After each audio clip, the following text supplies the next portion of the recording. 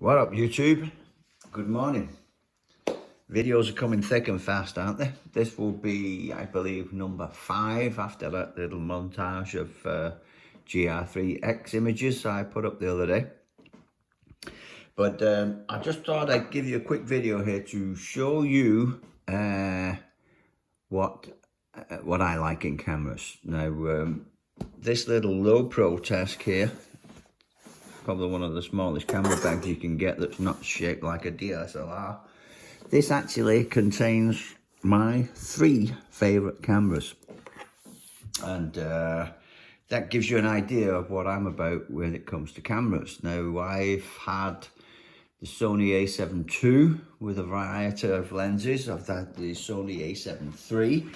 I was gonna buy a Leica Q because I like the idea of the fixed lens, especially when I bought the first GR I had. I've had a Fuji X-E3 with 3 different lenses. I've had a Panasonic GX85 or GX80 if you're living in Europe.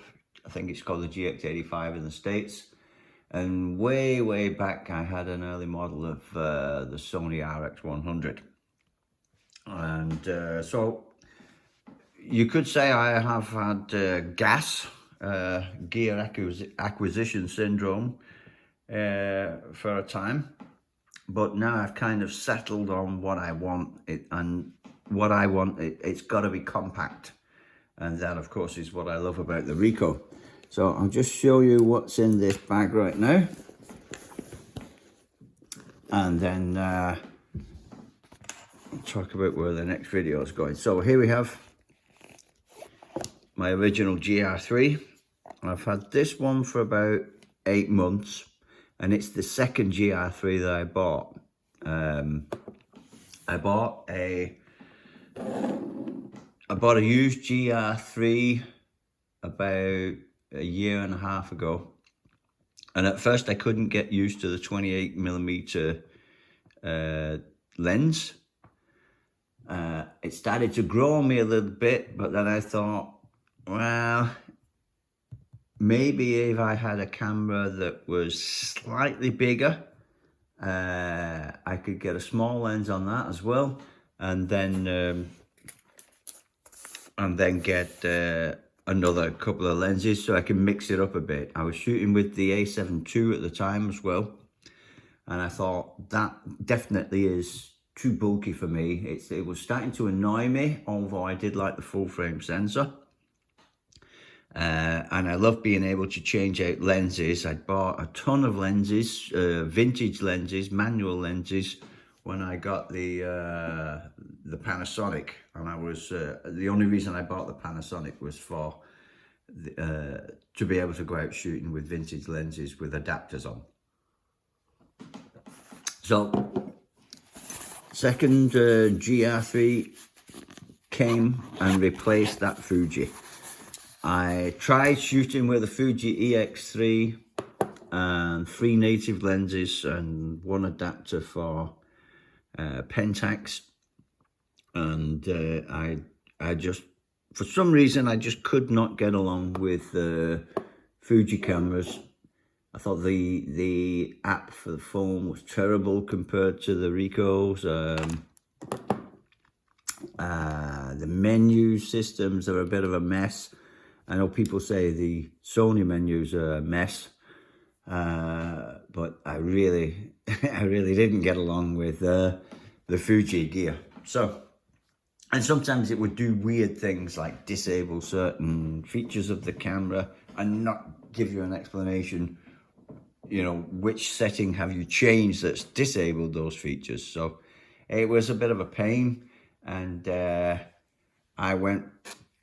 sold that and went running back to Ricoh and got myself a replacement GR, a GR3, and actually got a good deal because I got this thumb grip was on, came with it. I got 4 batteries with it, an external double charger, and the leather pouch. And I got all that for the same price that I sold my first GR for. So Now I'm back in the GR stable and I love it. But this one is another one of my favorite cameras, and this is a bit of a special one. This is the Sony RX1r, and this has cost me more than a Ricoh. This used to be a very expensive camera. You can still buy the Mark III version, which has got a bigger sensor now. Same lens, bigger sensor, and built-in optical viewfinder. But this was, at the time, in 2013 when it was released, it was the world's first compact full-frame camera with a fixed lens.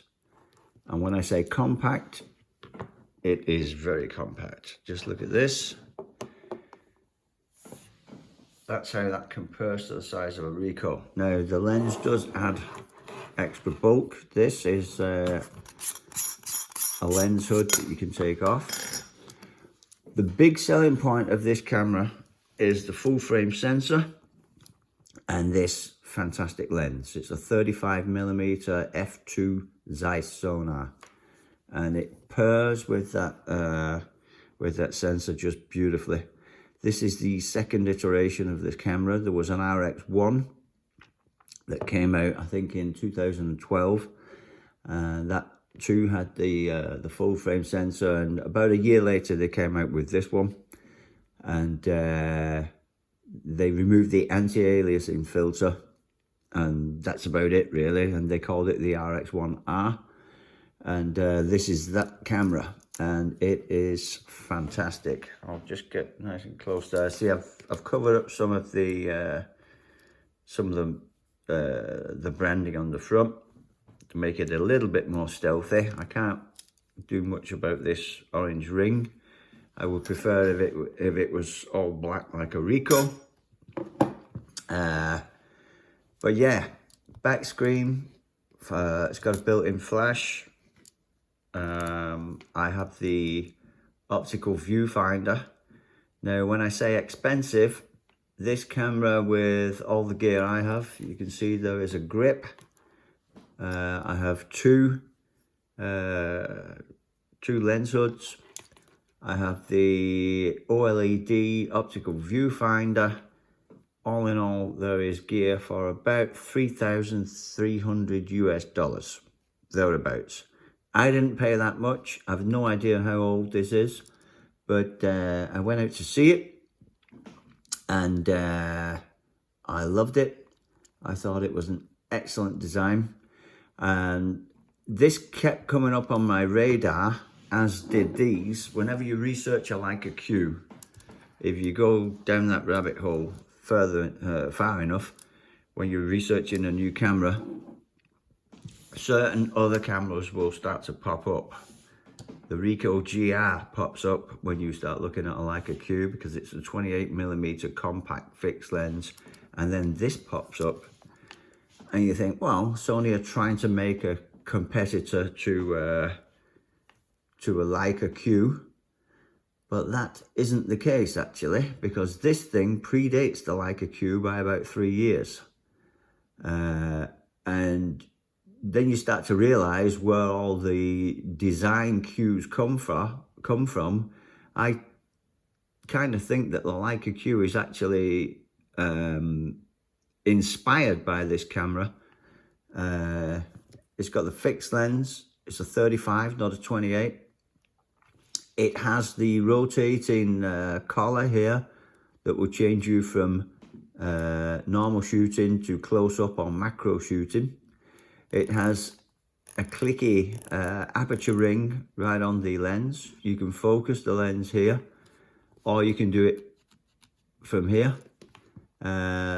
Exposure compensation. So the design of the dial layouts and functionality, like stuff like this is your typical consumer manual, shutter, aperture, program mode, scene modes. A Leica won't have these scene modes and auto modes and program modes. You're either in auto or you're not. And that's what I kind of like about the Ricoh as well. it forgoes all this mom and pop stuff that's on this bit, and you get program mode where it will change the aperture and the shutter speed together. Or you've got aperture priority, shutter speed priority, or just manual.